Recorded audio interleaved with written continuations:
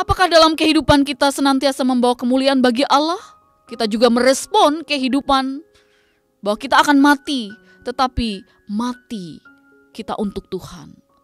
Hidup kita untuk memuliakan Tuhan, membawa kemuliaan bagi Allah, yaitu dengan taat dan setia dalam memuliakannya, memberi buah yang melimpah-limpah bagi semua orang.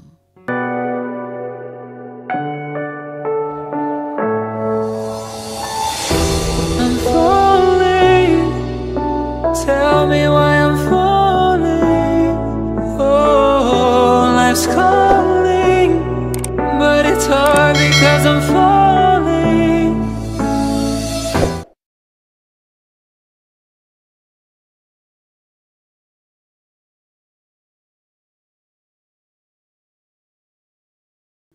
Salam Bapak Ibu Saudaraku yang kekasih dalam Tuhan. Hari ini kita akan bersama-sama belajar dari firman Tuhan yang terdapat dalam Yohanes pasal 12 ayat 20 hingga ayat yang ke-33. Dengan judul Yesus memberitakan kematiannya. Yesus memberitakan kematiannya dan Yesus tidak mundur dan minta dibebaskan. Seperti yang ia katakan pada ayat yang ke-27, tidak. Sebab untuk itulah aku ke dalam saat ini. Kata saat ini menggambarkan ketaatannya kepada kehendak Bapa sampai menerima kematiannya pada kayu salib. Bapak Ibu Saudaraku yang kekasih dalam Tuhan Yesus Kristus, kematian Yesus Kristus di kayu salib atau salib ini ingin menyingkapkan yang pertama bahwa kepedulian Allah kepada orang-orang berdosa. Ia memanggil kita untuk bertobat. Yang kedua, kematian Yesus Kristus di kayu salib atau salib Yesus menyingkapkan yang pertama adalah kepedulian Allah kepada orang-orang berdosa. Ia memanggil kita untuk bertobat. Yang kedua, kematian Yesus Kristus di kayu salib menyingkapkan ngerinya dosa. Mengapa kita tidak menghasilkan buah? Karena tidak mau mematikan dosa kita, melepaskan diri kita dari perhambaan dosa.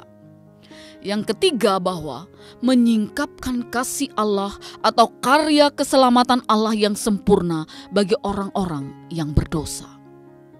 Sehingga muncul pertanyaan dalam benak kita, apa makna dan manfaat kematian Kristus bagiku, bagi kita, keluargaku, jemaatku, gerejaku, bangsaku, bahkan bagi umat manusia di dunia ini? Salib Yesus Kristus adalah pengorbanan yang menyelamatkan dan mendatangkan penebusan bagi setiap orang yang berdosa supaya memperoleh keselamatan.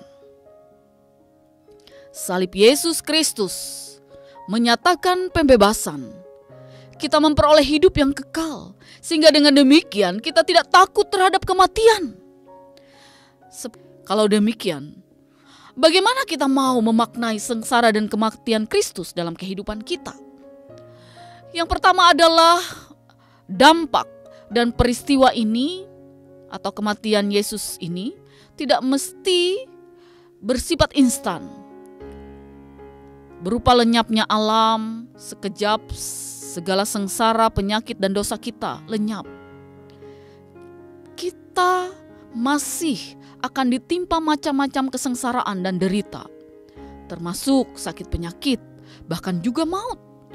Tetapi di tengah semuanya itu Tuhan terus berkarya, bahkan berjuang untuk mendampingi, menolong, menyembuhkan, memulihkan, dan menyelamatkan kita. Mampukah kita menghayati pengorbanan Kristus dalam hidup kita? Yesus berkata kepada para muridnya dalam Yohanes 20 ayat 21. Yesus diutus ke dalam dunia untuk menyingkapkan kasih Allah dan menebus manusia. Demikian pula kita diutus ke dalam dunia untuk menyingkapkan Yesus sebagai penebus bagi orang-orang yang ada di sekitar kita. Kita diajak untuk ambil bagian dalam pengorbanan Kristus, terlibat dalam setiap karya Allah dan meneladani Kristus dalam perjalanan misi kita dalam hidup ini.